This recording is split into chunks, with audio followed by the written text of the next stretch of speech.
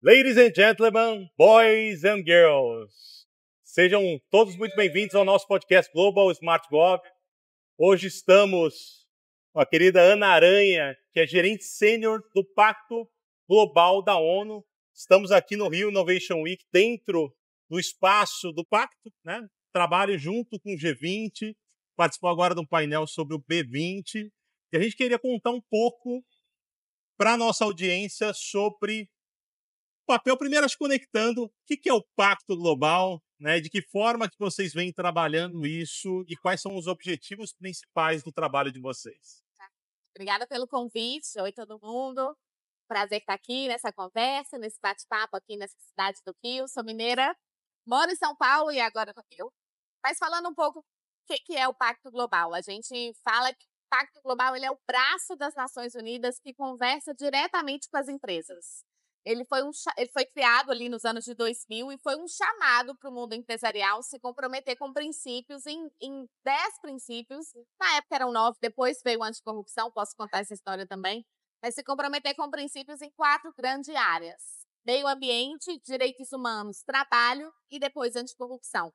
Então, as empresas que elas participam do Pacto Global, elas estão comprometidas com esses 10 princípios e o Pacto ele vem e trabalha junto com elas para que a gente possa ter um mundo mais sustentável. Ele é hoje a maior iniciativa de sustentabilidade corporativa do mundo. São mais de 25 mil organizações partes do Pacto Global.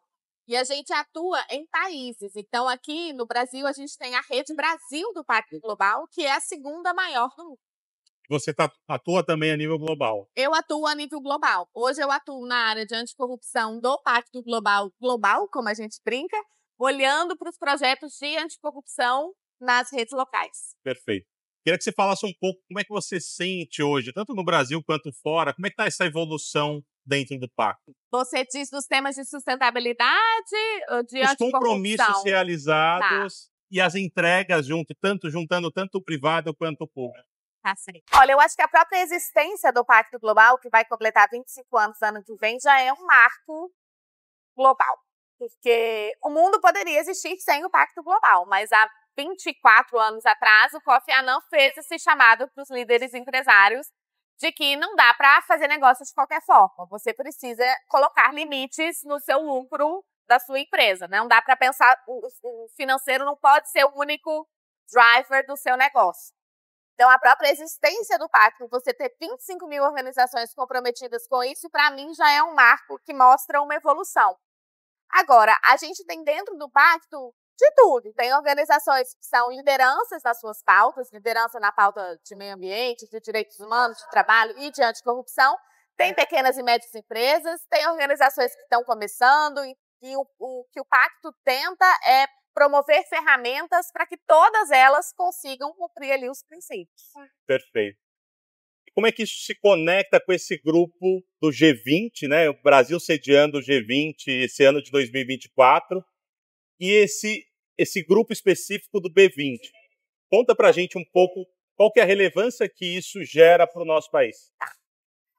Acho que fazendo um link com o trabalho do Pacto, o Pacto tem cada vez mais olhado para o lado dos governos. Então, como que a gente consegue fazer com que o setor empresarial seja escutado, ouvido, levado em conta quando o governo se reúne, tanto para definir resoluções, novas políticas, quanto nos fóruns multilaterais. E aí entra o G20 como um dos grandes fóruns multilaterais que a gente tem. O Pacto participa há muito tempo do G20. Dessa vez, nas forças-tarefas, foi, por exemplo, a primeira vez que a gente foi um network partner da Força-Tarefa de Compliance e Integridade. Então, a gente não só está participando, mas a gente tem um papel ativo de tentar levar as recomendações que saem do B20 para os governos. E aí, explicando um pouco, o G20, então, são essas 20 maiores economias do mundo que se reúnem para pensar em temas de diversas áreas: finanças, tecnologia, inovação, mulheres, trabalho e anticorrupção. E o B20 espelha os grupos do G20. O B20 é o grupo do business, o grupo dos negócios. E eles estão ali, e a gente como Network Partner também, pensando em recomendações para serem levadas aos governos, para serem levadas ao G20. E aí todo o trabalho nosso, do Pacto como Network Partner, junto com o B20 e as outras organizações também, é Agora já chegamos a 3 recomendações, o trabalho do ano todo é como que a gente consegue que isso seja incorporado pelo G20. Acho que esse é o desafio, né? Acho que trazer essas proposições, e aí no painel de vocês trouxeram a preocupação da execução, né? Para não se tornar somente mais um documento, mais um papel. E quais são os desafios, né? Olhando para os ODS, né? Então, os Objetivos de Desenvolvimento Sustentável já está avançando, já está chegando aí próximo aí do 2030. Como é que você traz desse histórico, o que a gente já conseguiu realizar, como que a gente consegue ainda potencializar ainda mais para a gente atingir esses objetivos de desenvolvimento sustentável? Acho que o Pacto lançou ano passado uma publicação, Stock Take, dos ODS, e o resultado não foi muito bom.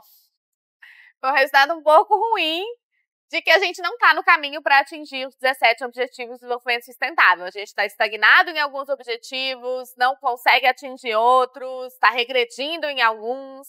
No Objetivo 16, eu tenho aqui, carrego sempre, que é o de promoção de paz, justiça e instituições eficazes, onde a gente tem ali a luta contra a corrupção dentro desse objetivo, e a promoção de governos transparentes, instituições fortes e eficazes, ele também não está muito bom. O que a gente tem feito, aí eu falo como pacto, é um chamado para as empresas serem ativas nesse caminho. Então, quando a gente pensa em ODS, a gente costuma pensar em governo. É uma agenda proposta para que os países atinjam globalmente os ODS. Mas o pacto, por ser esse braço que lida com o setor privado, tem feito um chamado para as empresas. Vocês podem ser proativas também nesse caminho de desenvolvimento sustentável. Você não precisa só aguardar o que o seu governo tem para te oferecer, você também pode ir lá e mudar a sua política interna da empresa, pode estabelecer o seu programa de integridade. O que o Pacto tem feito, e aí também na minha área principalmente, são ações coletivas anticorrupção, nos quais a gente reúne o setor empresarial e leva ali as recomendações e os princípios para o governo. Então, ser essa plataforma neutra para que governo e setor empresarial possam se encontrar e conversar. Quando a gente fala do meu tema de corrupção, integridade, né, às vezes em alguns países é difícil esse diálogo, e o Pacto serve como essa plataforma. Perfeito. E a questão de inteligência artificial, essas novas tecnologias, você acredita que consegue ajudar dentro, principalmente dessa sua área anticorrupção? Eu acredito que sim. Os compliance officers já vêm falando já há alguns anos, não tantos, mas já tem pelo menos uns 5 anos, todo mundo veio falando de uso de tecnologia no combate à corrupção. Então, foi falado até num painel que estava a CGU antes, assim, como que antes a gente estava pensando na construção de sistemas. Então, sistemas para ajudar licitações, sistemas automatizados para ajudar auditorias, canais de denúncia mais automatizados, e como que a gente foi evoluindo, e hoje a gente está aqui falando de inteligência artificial. Eu não tenho a menor dúvida de que isso pode ajudar a luta contra a corrupção. Assim, a luta contra a corrupção ela é complicada porque você está sempre um pouco correndo atrás das inovações, tem sempre alguém que é mais inovador que você, e aí você tem que ali achar o seu jeito de conseguir pegar. Mas acho que o chamado que o Pacto tem feito de inteligência artificial, que é um tema que a gente está começando a trabalhar, não é um tema que a gente trabalha tanto, do quanto que isso pode potencializar a luta contra a corrupção, as ferramentas e as descobertas e os times de compliance, mas os riscos e os vieses envolvidos nisso também. Então, é um caminho de oportunidades e é um caminho de desafios. Então, se você tem algoritmos que são enviesados, como que você está pensando esse aplicativo que você está desenvolvendo? Eu estava conversando com uma pesquisadora amiga que trabalha agora com desenvolvimento de tecnologia na área de anticorrupção e integridade. Ela fala, muitas vezes você vai conversar com um desenvolvedor e ele não está nem passando pela cabeça dele problemas éticos de integridade. Ele está preocupado em resolver aquele problema, aquela solução e vendê-la futuramente. Então, a gente tem esse papel de trazer isso e pautar isso no debate. Perfeito.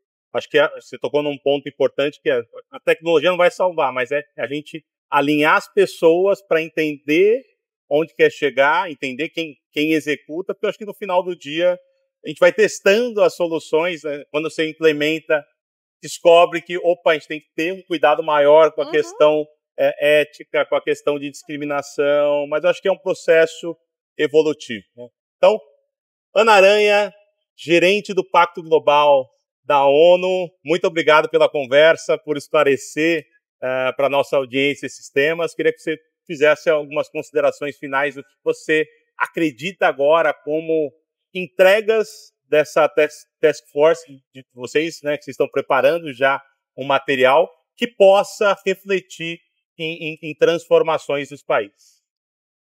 Pergunta difícil, mas tentarei.